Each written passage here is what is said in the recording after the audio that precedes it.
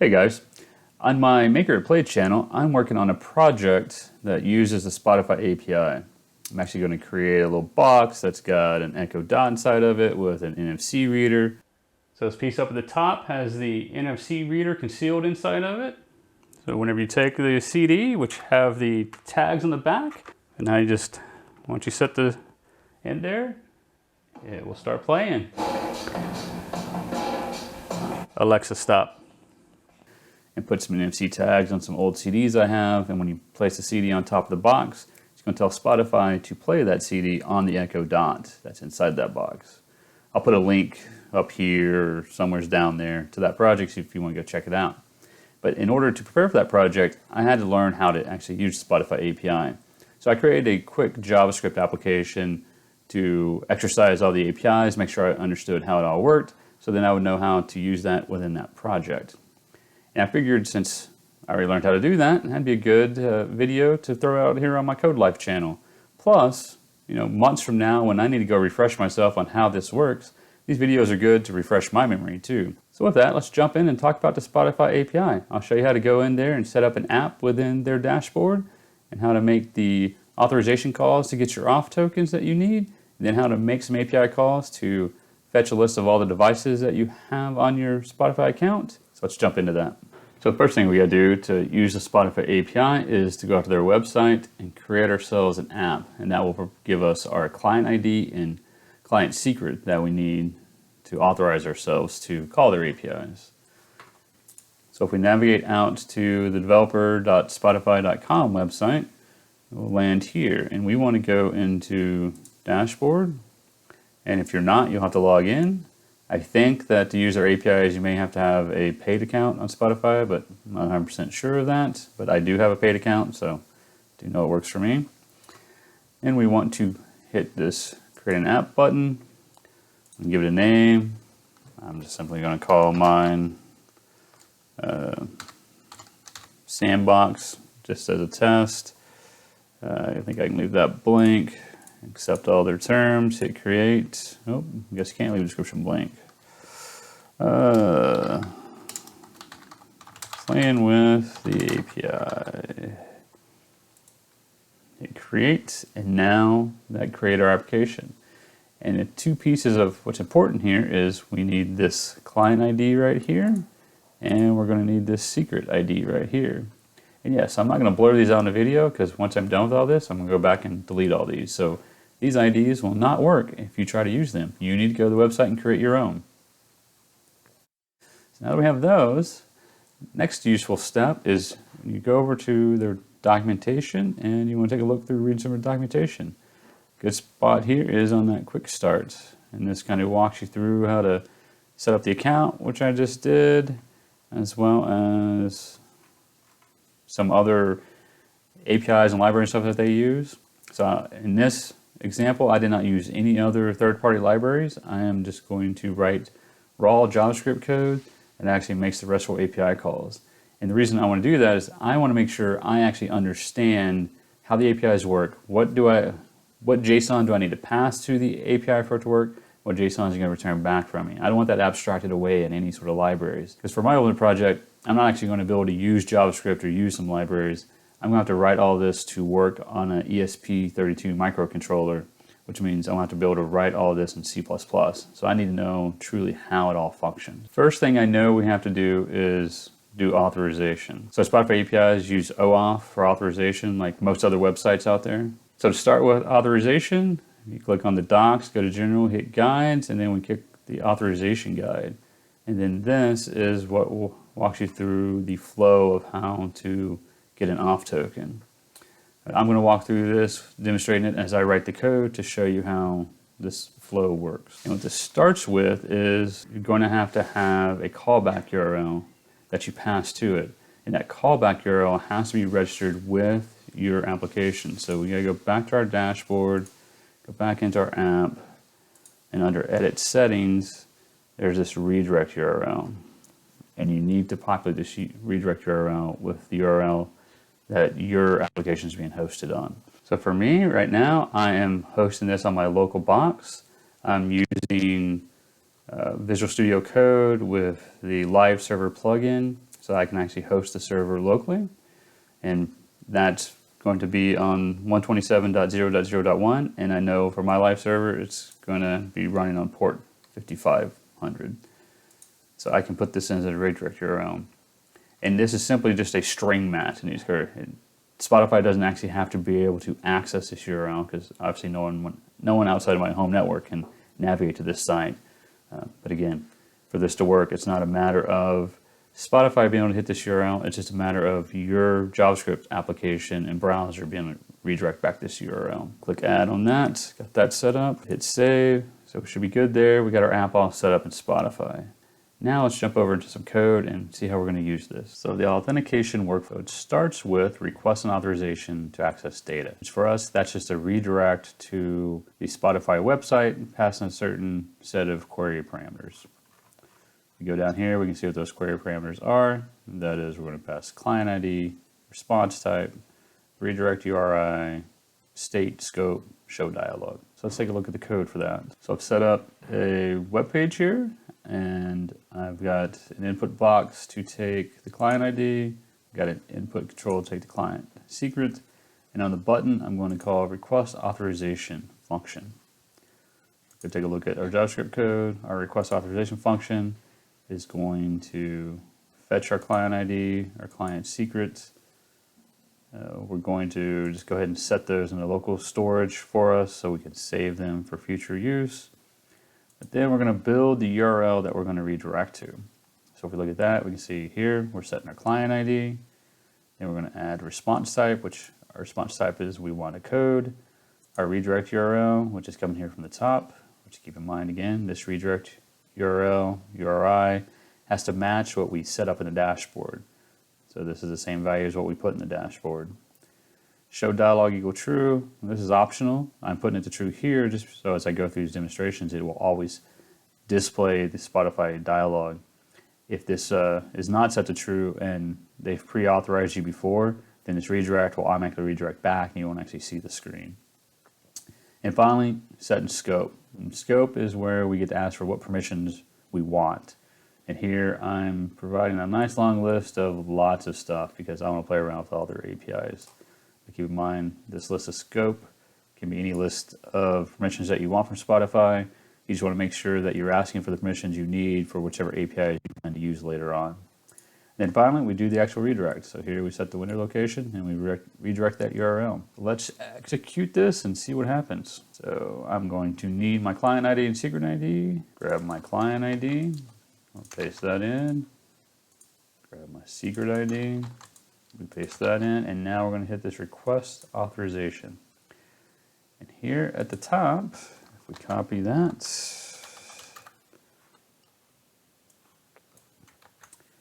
you can see this is that URL that we built. So we're sending across our client ID, our response code, we get our redirect, which is URL encoded, show dialog true, and then scope, which is all those parameters that we asked for again. You can see this is all URL encoded. And based off of that, we can see here it's popped up and telling the Spotify user, here are all the permissions that we're asking for, and down here we agree or disagree to allow it. If I hit agree, now you see it redirected us back to our web page. But look at all this data that's up here on our URL. So on the redirect, it came back with this code. So this is the code we need for the next step to actually get our token and our refresh token. So let's write some code to be able to handle parsing this code off the URL that got redirected back to us. So first thing we need to do is on our page load, we need to detect, are we actually being redirected and have that code, or is this the first time the page is being loaded and it doesn't have that code on it? I did, just for simplicity, I'm doing the onload on the page to call the onload, but there's all kinds of ways you can have this function called. I'm going the simple route. So I want to inspect my URL. So if our URL has query params on it, I want to call a function called handle redirect. Then the handle redirect, we need to look for and parse that code off the URL. So in the handle redirect, I'm going to call another function to parse the code off, just to keep my code isolated and clean. Get code function is going to look like is we're going to grab the query string, make sure there's actually data there. Within that data, we're going to search for the parameter called code. So if we go back here, we can see on the redirect, we had this query param that had a property of code with the value of the actual code that was returned. Find that code, we're going to return it, so we set it here. That's good. So now that we have the code, what do we do with the code? So we go back, look at their workflow. Now that we have the code, step 2, we have to request access and refresh tokens. So let's go take a look down here. So now we're on step 2, so we want to make a call to account spotify.com/API/token.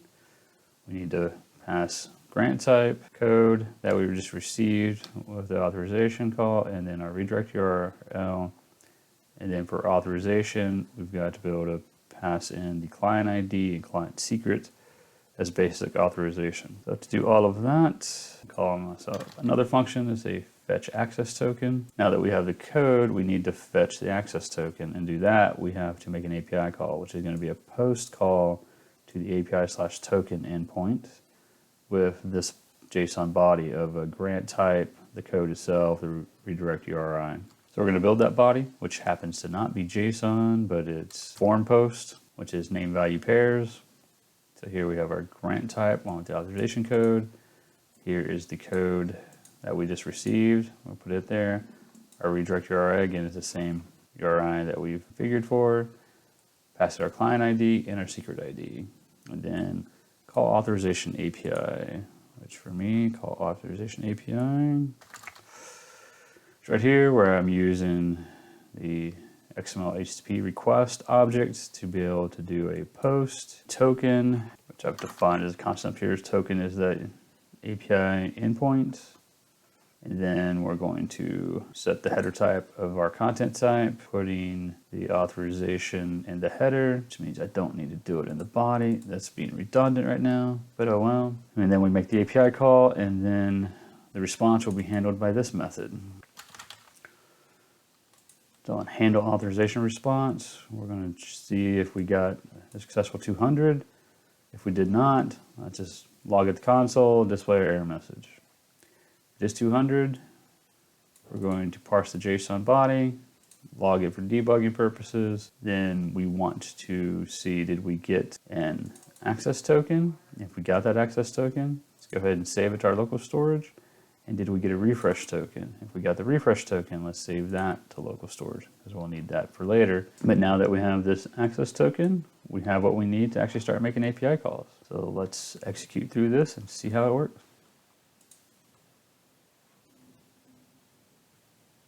Invalid client ID. That's not good. Why is my client ID invalid? I also forgot that when we get the redirect back, it reloads our page fresh. So our client ID and client secret aren't there unless we are persisting them to local storage and read them back. So let's throw that code in real quick. So we're setting the local, put them in local storage here, but we need to, on our page load, read those back. So up here on page load, we'll read those back from storage. And another quick thing too is you see every time I refresh my page, now that this code is on there, it's going to keep refreshing using that same URL. So I also want to help with debugging, not have to delete that code off the address bar. I want to put in here on my handle redirect. Let's just go ahead and clear that off the redirect URL. So that way I have a clean URL each time the page refreshes. So now you see no more code up there to keep giving us that error. Post client ID, paste client secret, request authorization, agree. Now that we redirect, let's hit F12. And if we look in our application store, we'll see we got our refresh token, we got our access token, and our client secret and client ID. So again, this access token is what we needed. So now we have our access token. Let's make our first API call, which for me will be, let's make a call to list all the devices that are attached to your Spotify account.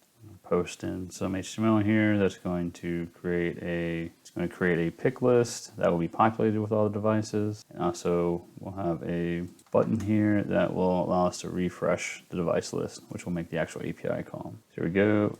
There's our pick list. Of course, it's empty right now since we haven't made the API call yet.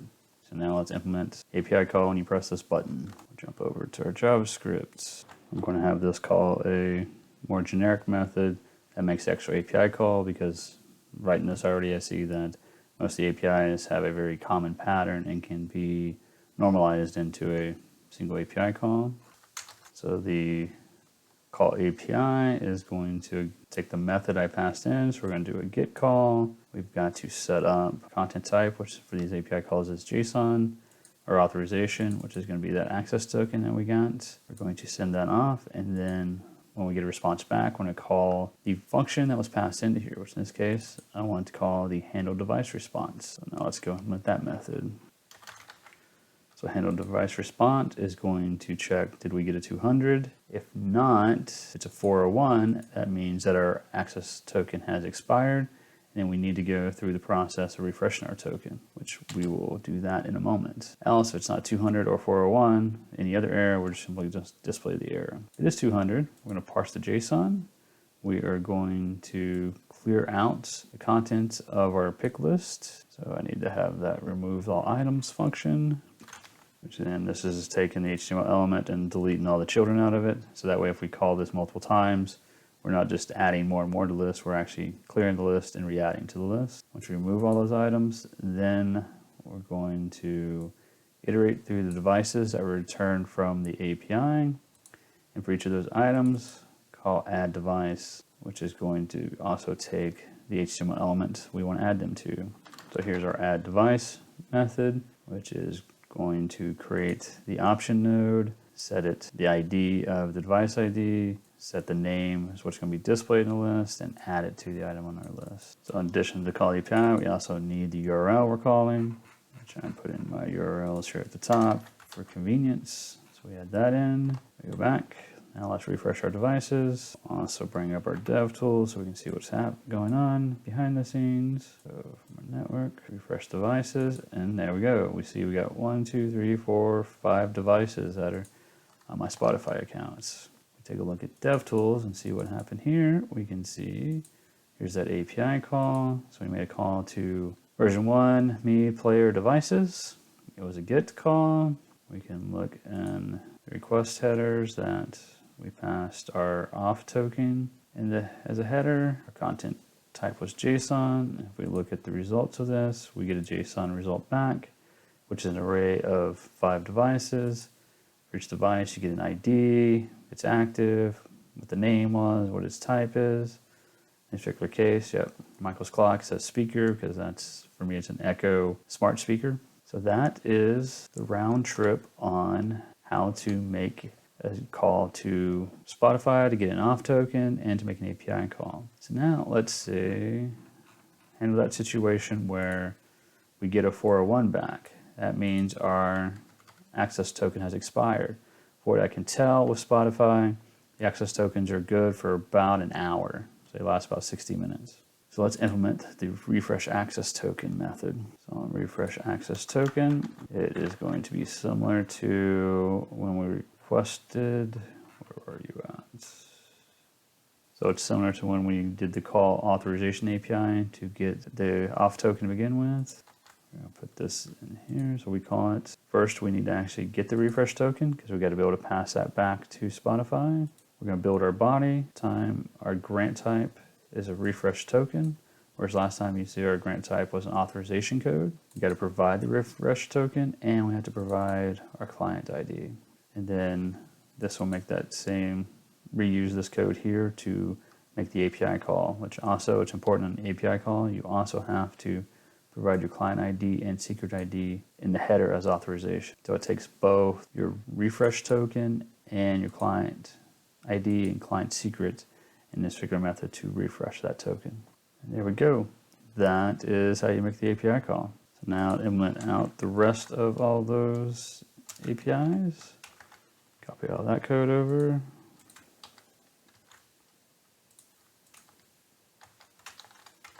Copy this all over. And now we can see, going through some of the other APIs I implemented, when you refresh the device list, we get those. From that, I can call and say I want to refresh my playlist. So here's that API call. So we're calling to the v1me playlist, and it returns back an array of items, or these are all of the playlists that I have defined. So we can take a look and see, here's those different playlists.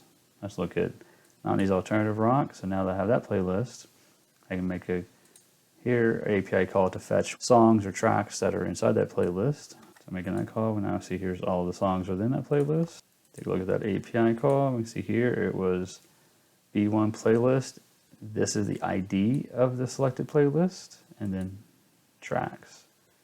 And we see that again returns an array of items, which these are the actual tracks that are in the playlist.